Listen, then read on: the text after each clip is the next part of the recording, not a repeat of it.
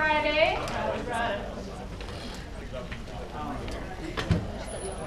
It's an extra happy Friday because it's a 3-day weekend coming up. Don't come to class on Monday. Nobody will be here but you. We're going to start off today with a few announcements as always. First, so I posted the participation points. There have been 1 or 2 glitches that I think that I'm working on solving.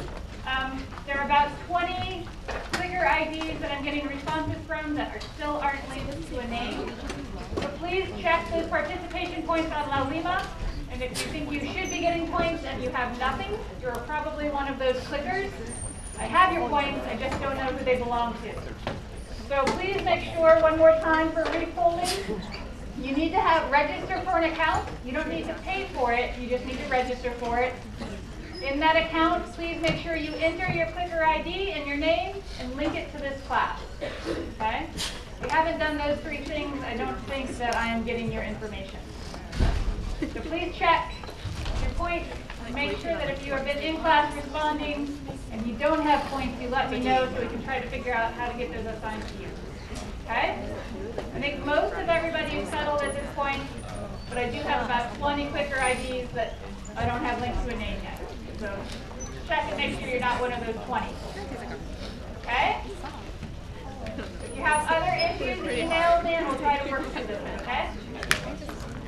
For the participation points, also let me remind you, for participation, the clickers, the way the point system works, if you are here and you answer 75% of the questions that day, then you get 1 point for participation. And then for every question, you get half a point for answering it and half a point for answering it correctly. All right? So you can't just be sitting in your chair clicking buttons without thinking about it. Well, you can, but you're going to lose half a point if you don't get the right answer. Okay? So think about it. That's why I want you to think. Talk to people around you before you answer these questions. Okay? So if you have fewer points than you think you might or think you should, that could be part of the reason. If you have significantly fewer than you think you should, then let me know and we'll try to work through that. Okay? So those are posted now on La Lima. Also posted on La Lima are your exam grades, your quiz grades through quiz 4. Wait, no, homework grades through homework 4, and quiz grades through quiz 3. All right, so please also check those carefully to make sure that we have gotten your points entered correctly. All right, we are doing our best to make sure we don't make mistakes. But there are a lot of people entering grades, and then I have to transfer them to La Lima, so there are a lot of steps in there where something can happen, right? And I want to make sure that we don't make those mistakes. So please check your grades carefully as well, once I have them posted, to make sure that we haven't done something. And if there is a mistake, let me know. Just bring the homework or the quiz to my office hours, and I can correct it really easily. Okay? But you need to let us know. All right, so regarding the exam, so I know that you've started to get your exams back. Those who have Thursday recitations have them now. If you have Friday recitations, you'll get them today. I know that in particular there are a couple of questions that people are a bit frustrated with the way that it was graded. In particular, the functional group question 16. And so the TIs contacted me about this, and I thought about it. And here are the questions on quiz A and quiz B, or exam A and exam B. Right, and I asked you to label the functional group. Because I don't think that I clearly communicated this to you in class, nor did the TAs. I get that information to the TAs to communicate to you in recitation. I will accept either of these on the exam. That's not the way it was graded. So if you were marked off for sulfhydryl or thiol, hydroxyl or alcohol, please take that to your recitations and have your TIs correct that grade for you, okay? So show them, I've sent them an email so they know that they can give you back those points. But I want you guys to understand what the difference is because I didn't communicate it clearly earlier in the semester. All right, so does anyone know the difference between sulfhydryl and thiol, hydroxyl and alcohol? I think Rob talked about it in class. file is the IUPAC name. So it's a SH group, but because of the carboxylic acid, it's not going to be a thiol group overall. Well, so, right. So a sulfhydryl is a functional group. Thiol means connected to the carbon. Thiol means the compound, essentially, right? So it's a name for a compound containing that functional group. So I asked for the functional group, and I admittedly had a mistake on my exam key as well. Another reason I'm giving you those points back. All right, but we're talking about the functional group versus what a compound is called if it contains that functional group. Right? The same thing for hydroxyl, the functional group versus the compound containing it in alcohol. There are some other rules about when things are labeled thiols or alcohols and the properties the compounds have to have, but in general, right, we're talking about the functional group, the actual thing that's on the molecule versus what that compound is called if it's containing it. All right, so that's the difference. I didn't clearly communicate that, so I'll accept either of those on the exam. Just to say it one more time, if you were marked off for one of those answers, please take it to recitation and your TI for them to give you those points back. Okay? And then at the end of next week, because those of you that have already had recitation, right, haven't had a chance, well, take your exam back to recitation next week and have those corrected.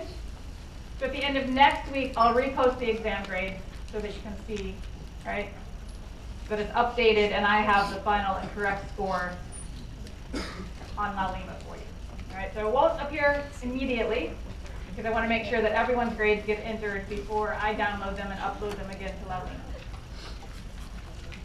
All right? Is that clear for everyone?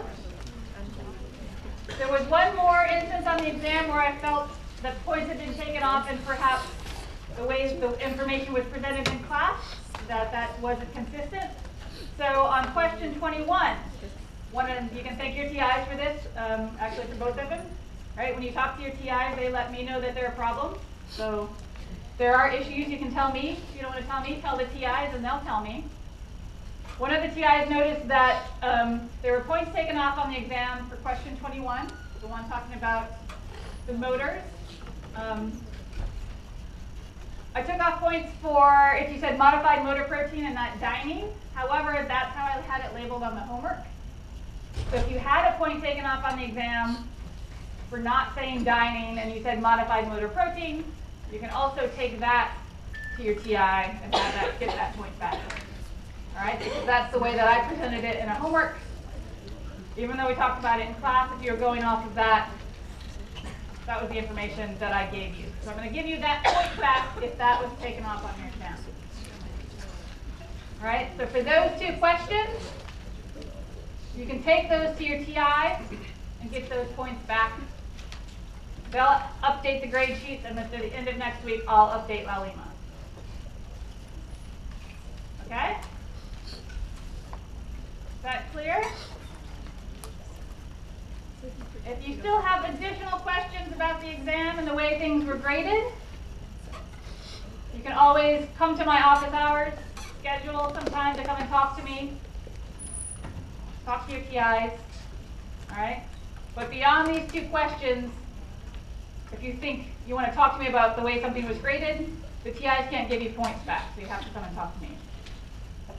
All right, so they can only give you points back for these two questions.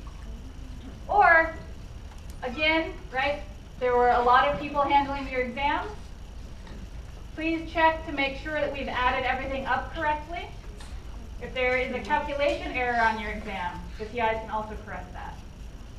So if you just added things up wrong, take that to your TI and they can correct that and update the grade sheet as well.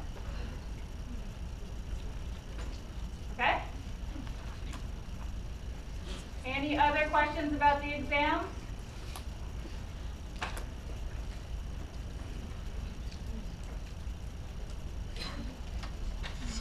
All right, I'll take silence as we're all good. Or you will go and tell your TIs what's not good and they'll tell me. Okay? All right. So to help you guys out this weekend, because it is a 3-day weekend, it's also Valentine's Day. So I'm going to give you a Valentine that you can give to your significant other, particularly if they're a geeky science person. All right? This will help you out this weekend. This is why we We can print that out and give it to somebody. Alright, just thinking ahead, I'm helping you plan. Alright, so have a good Valentine's Day and enjoy your 3-day weekend. Okay, so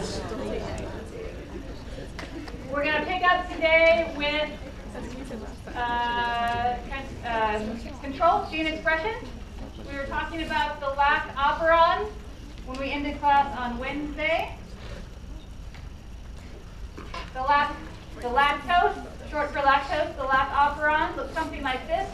An operon being in a prokaryote, a set of functionally related genes that are under the control of a single promoter.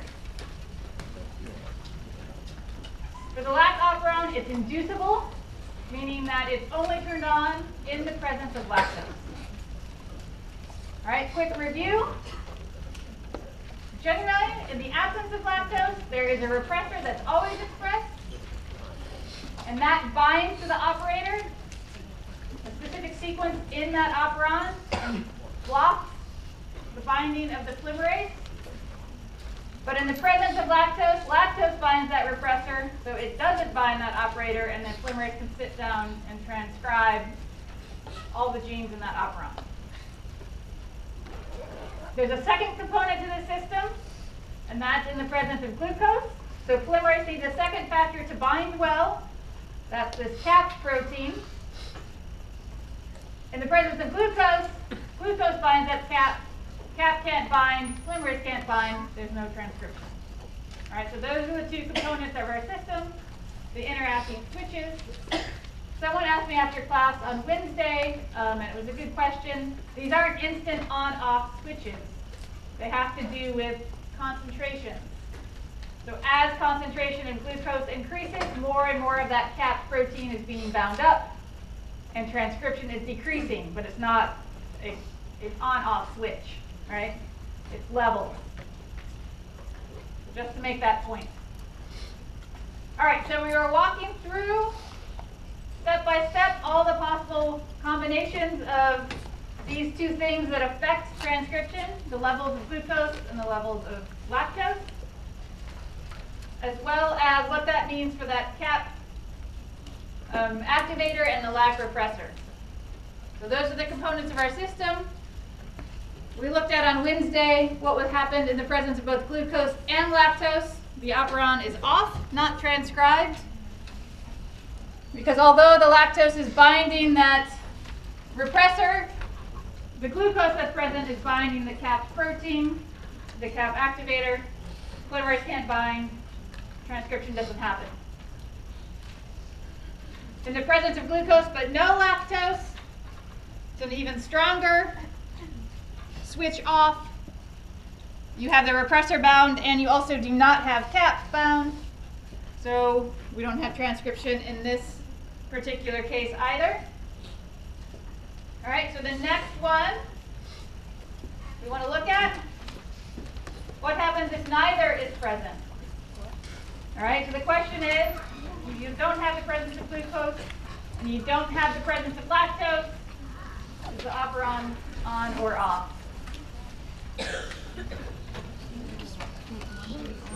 can Google it. All right, talk it through with your neighbors.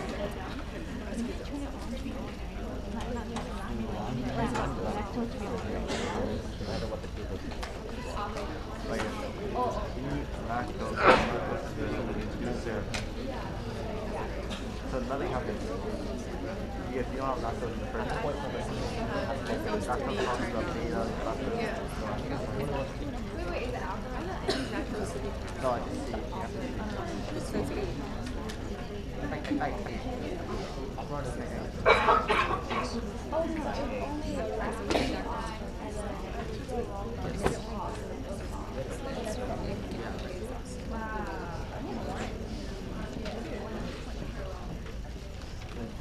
Half a point for doing it, half a point for getting it.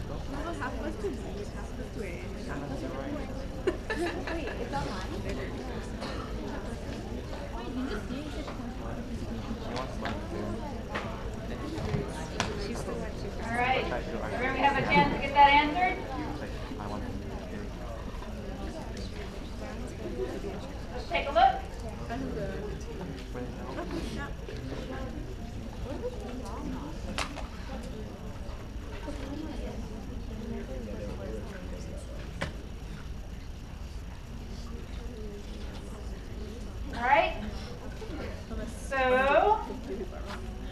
majority of you say off.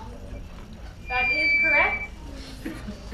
Right? The operon is only turned on in the presence of lactose. When lactose is high and glucose is low. Which means, right, so everything we looked at so far, no transcription, operon is off. What about our final situation?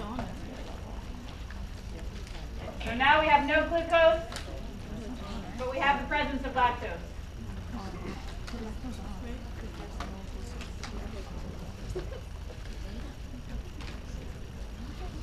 What happens to the operon?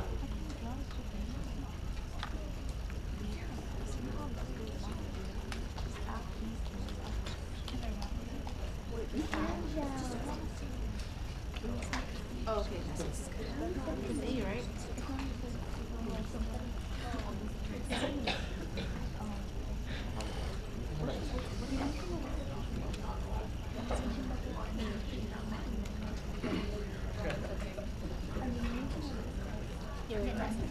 So, for example, the repressor is always, so it's just always around in order for this to work. So you have some things that are always.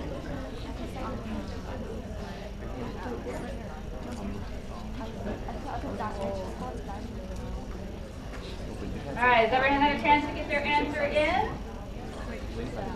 Let's take a look.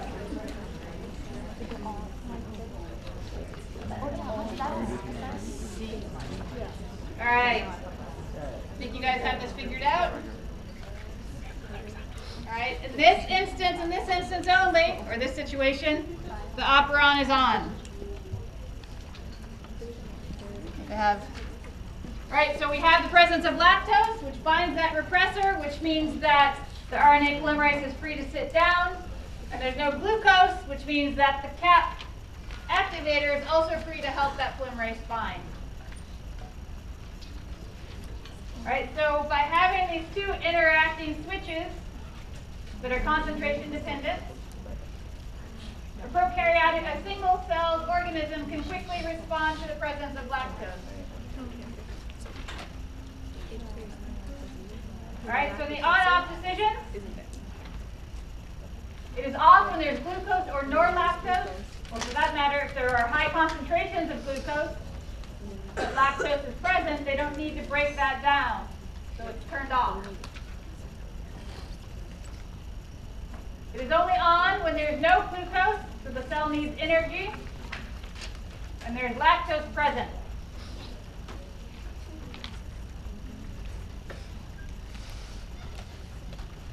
All right, when there's no lactose around, the operon is off because it's repressed. That repressor protein can bind.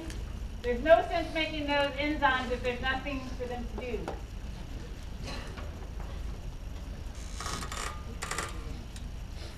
All right, remember when it is turned on, there's a suite of functional genes, one of which is that beta-galactosidase, one of which is a membrane-bound channel that lets lactose pour into the cell more quickly. All right, so they're all related to getting more lactose into the cell and broken down into glucose quickly. All right, so that is the lac operon. We stepped through that step by step. All right, hopefully that is clear. Now that you've looked at one operon, all right, so there's a video on YouTube. I posted on Facebook links to videos for both the lac operon and to the trip operon. So you are responsible for learning the trip operon on your own. All right, and how that works, how it's controlled, when it's on and off. So go look at that video and look for it in your book.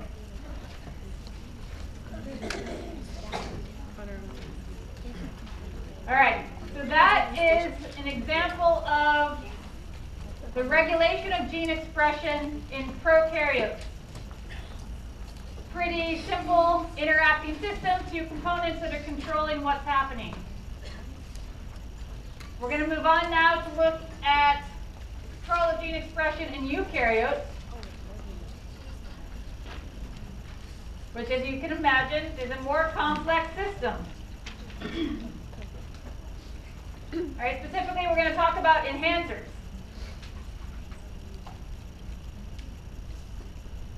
Here is that gene that we spent the last few lectures putting together. Remember all the components? We have a transcription unit, transcription initiation and termination, the promoter, and the regulatory regions, upstream and downstream.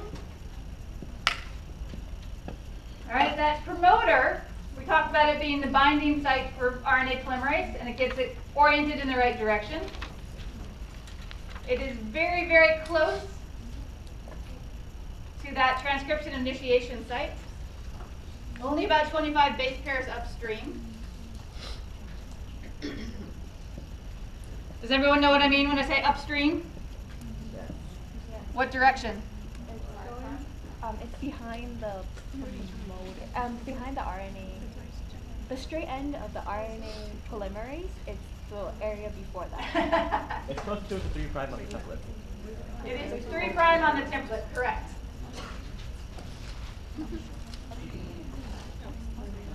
Okay? The promoter can be anywhere from about 40 to 100 base pairs in size, but it is right before the start of that transcription unit. In eukaryotes, there is a specific sequence that is recognized for binding. And that's TATA with a bunch of A's afterwards. It's often called the TATA box, the TATA element. Right? And this is a conserved stretch of bases that you find in most eukaryotic promoters. All right, so we've talked about the gene, we've talked about the promoter's function in helping to bind that RNA polymerase and start transcription. What we haven't talked about is specifically how that process happens. So we'll start with the question first. What binds to promoters?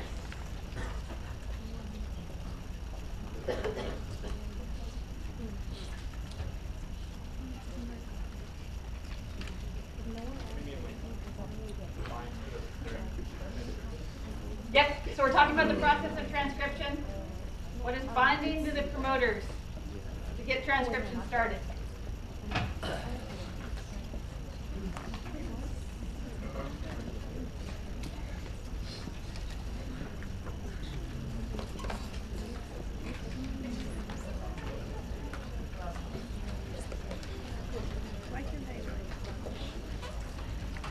Is my clicker jammed again, or are people still thinking?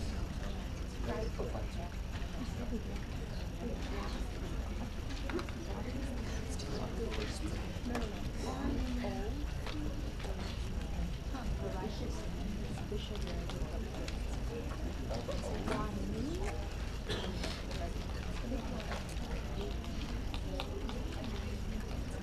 right, everyone get their answers in?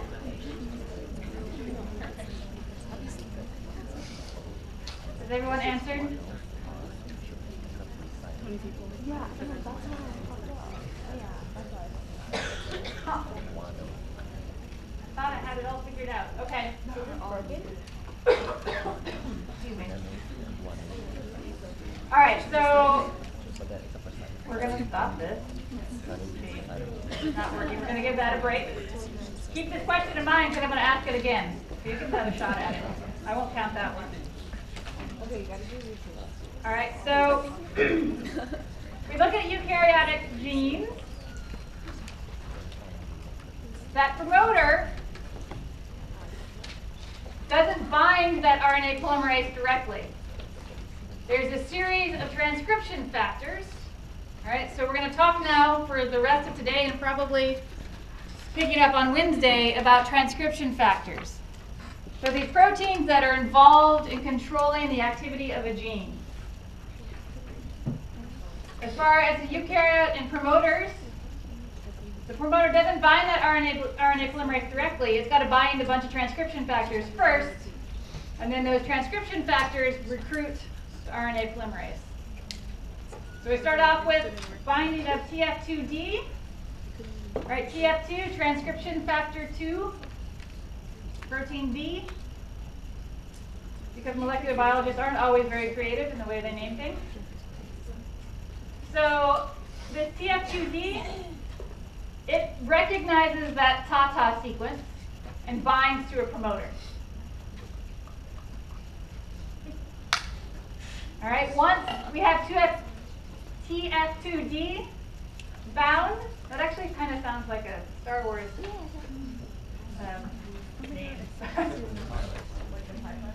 Yeah, it sounds like it should be in the next movie. So after that TF2D is bound, right, that can then be recognized by additional transcription factors, TF2A, TF2B. Once those are bound, they can recruit TF2F. Right, super creative in the naming.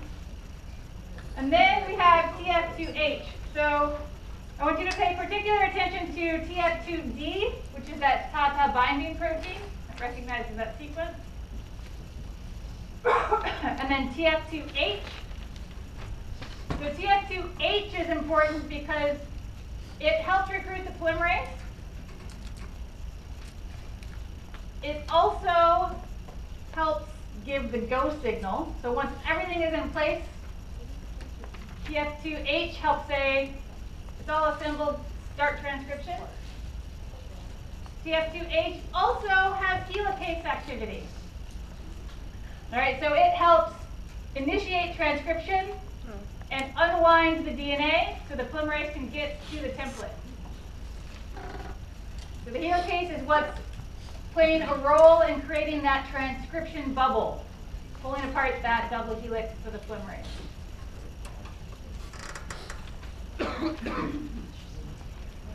Right, and it also, like I said, helps recruit that polymerase to the proper spot. So all of these transcription factors are required in eukaryotic systems in order to initiate transcription. We call these general transcription factors. They assemble at that promoter site, and they create the scaffold that the polymerase can then that recruits and provides a spot for the polymerase to come in and bind to the right spot to begin transcription.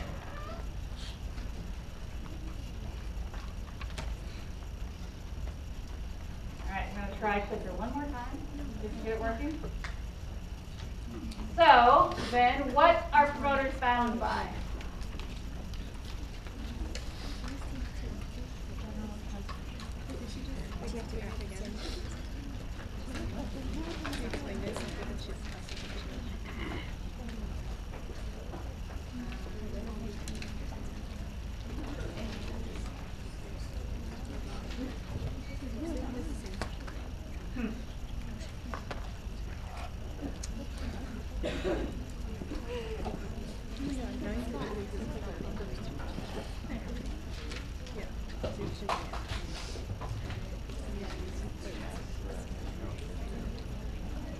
All right, I'm going to assume that you guys have this all figured out. And that my clicker is still misbehaving.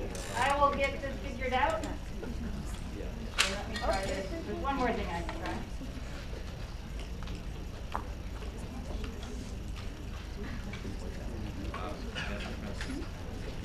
B. I like switching in the middle.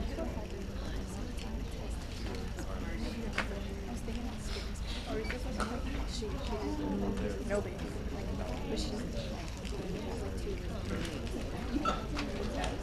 That made it very nice. Okay. Don't mess with things. Middle is fine.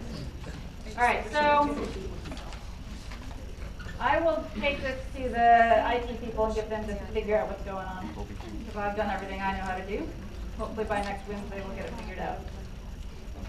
All right, so what are promoters bound by? General transcription factors.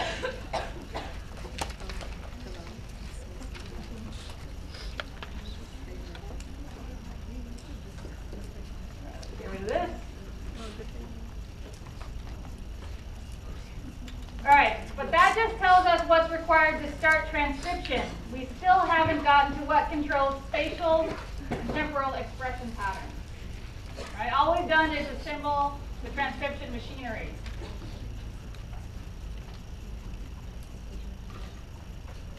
So what then controls spatial and temporal expression? It's not general transcription factors. Cross that one off. Any guesses? Regulatory transcription factors. So what part of the gene haven't we really talked about yet? Right, those regulatory regions. We talked about the promoter, how it's functioning to recruit those general transcription factors. But we haven't talked about why we're including those regions outside of what's being transcribed. So let's look at how those are playing a role in transcription, and particularly how those are controlling temporal and spatial expressions of things. All right, so if we take a look at just the upstream regulatory region, upstream behind the promoter.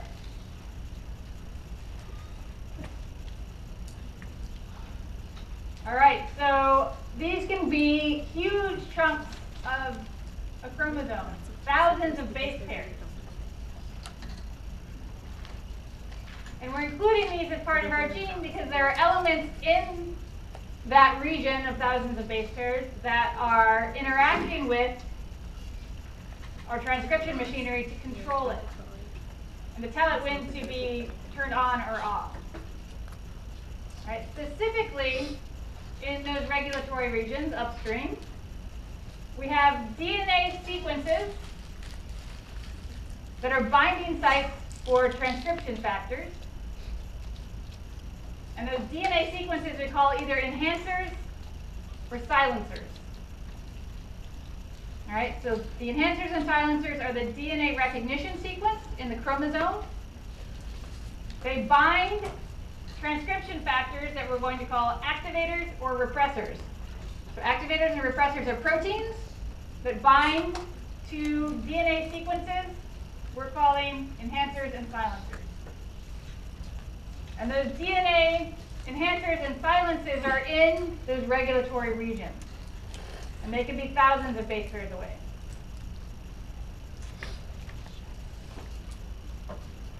All right, so if we have our regulatory region, we have a bunch of enhancer sequences. There are proteins, transcription factors that recognize each one of those and bind to those recognition sequences. So if we look just at transcriptional activators, they are proteins. They have two domains. One domain binds to the DNA recognition sequence, that enhancer.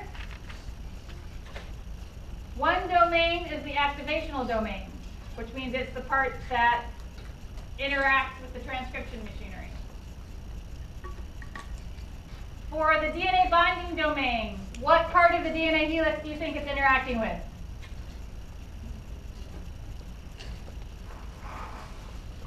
You guys should be more awake than this. What part of the DNA helix contains the most information? It's looking for a recognition sequence. A major groove, thank you. Right? The major groove contains that information. It's looking for a specific sequence that's going to be binding in that major groove.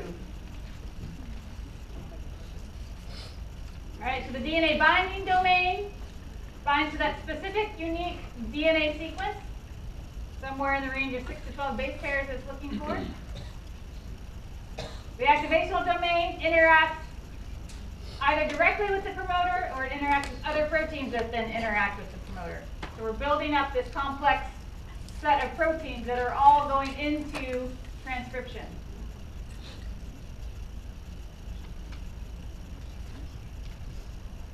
So this is what we have now. We have our promoter and transcription, and then upstream of that we have enhancers that are bound to activators. We still don't have a direct link between those activators and the transcription machinery. So we need one more piece to this puzzle. And those are co-activators or mediators. All right, so these are proteins. They bind to that activational domain of the transcription factor. And they serve as a bridge between the regulatory transcription factors bound to enhancers and silencers and the general transcription factors that are bound at the promoter site.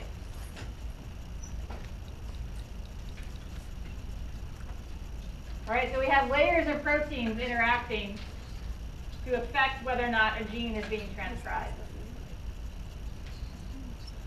There are our activators. It binds a mediator.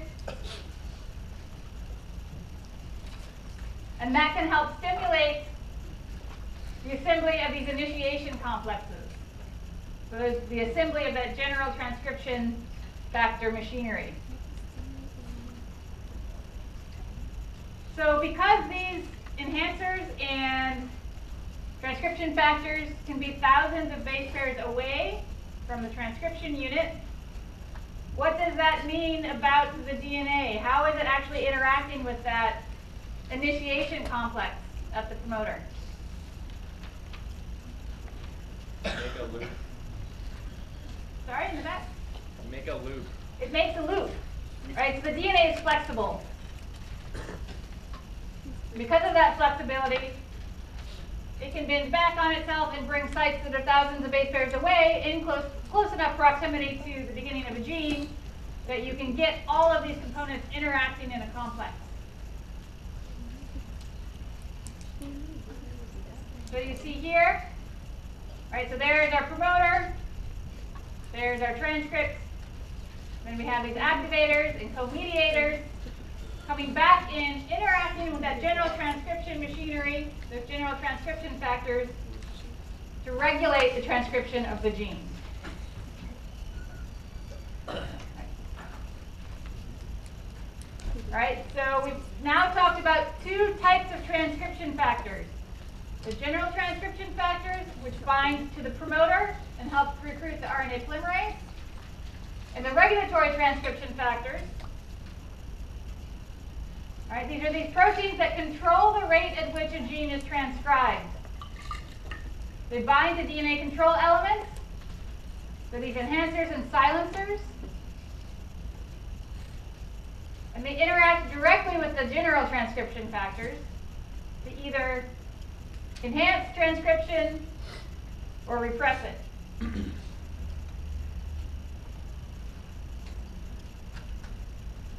All right, two classes of transcription factors.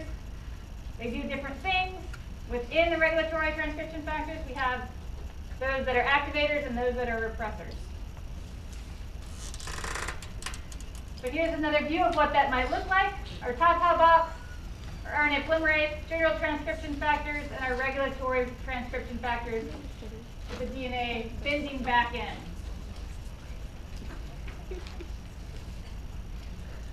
All right, so enhancers are bound by what kind of transcription factor?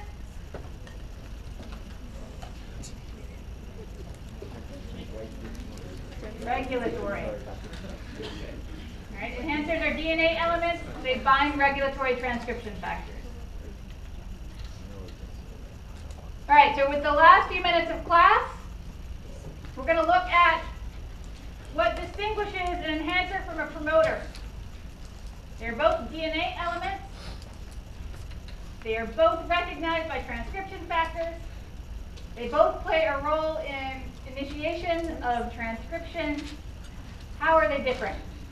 All right, so we're going to go step by step and look at the effect of changing enhancers and promoters on the transcription of the gene. We'll get through a few of these anyway. So our enhancer is going to be a green arrow. Our promoter is going to be the stoplight colored box. All right, so if we look at the typical setup of a eukaryotic gene, we have a promoter. It's just upstream of that gene, that transcription unit. All we have is that promoter.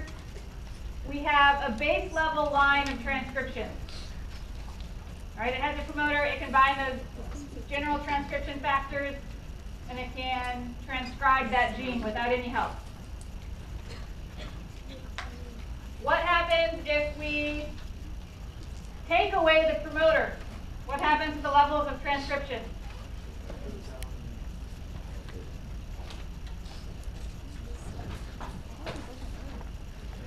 I've heard a few people say it. It goes down. Without a promoter, there's no recognition sequence for the general transcription factors. They don't bind, which means they can't recruit polymerase, which means the gene doesn't get transcribed. All right, so a promoter is important. Without it, there's no transcription. It doesn't matter what else you have.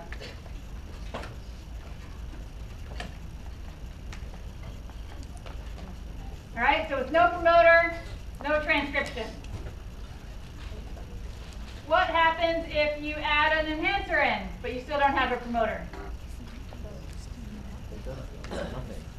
Still nothing, right? No promoter, no transcription. No way to get the general transcription factors bound at the right place.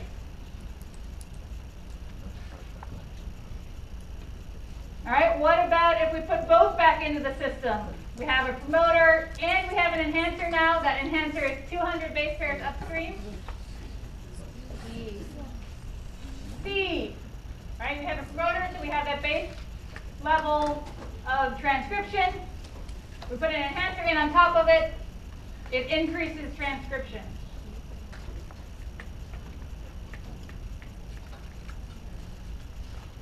All right, what happens if we move that enhancer 1,000 base pairs away?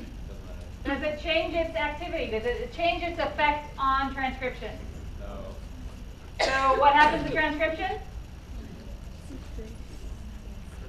It's still enhanced. All right, it doesn't matter how far away that enhancer is.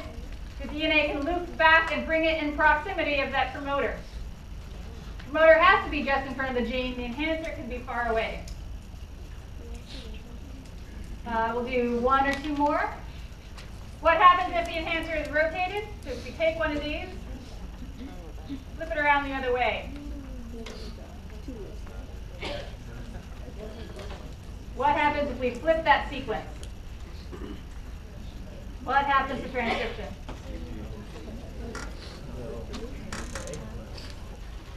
I'm hearing a lot of people say A. So you get base level transcription because you have a promoter. But the enhancer isn't working now. That's the general consensus? Someone want to disagree with that? I just say C. You say D, why? C. Or C, there is no D, is there? Sorry, why C? The orientation doesn't matter since the DNA loops anyway. So I have one person saying that the orientation doesn't matter for an enhancer because the DNA loops anyway. No. Anybody else?